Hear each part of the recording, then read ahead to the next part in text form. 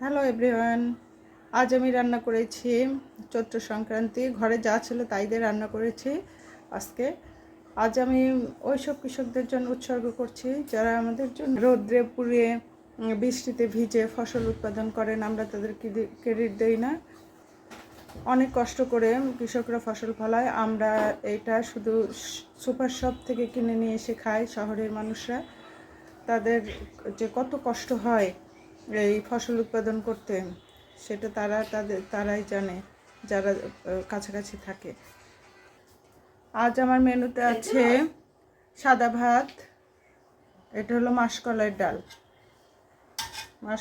ডাল, ঢেঁড়স ভাজি আছে, করলা আলু ভাজি আছে, বিট ভর্তা, আর আছে এটা আলু ভর্তা, ডিম ভাজি, আর আছে এটা হলো আমের খাট্টা, কাঁচা আমের খাট্টা, আর রেখেছি লেবু, আর খাওয়ার শেষে একটু খেজুর খাবো।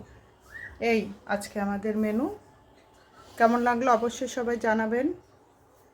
এই চৈত্র সংক্রান্তি আমার রান্নাটা। সবাইকে অসংখ্য ধন্যবাদ আমার ভিডিও দেখার জন্য।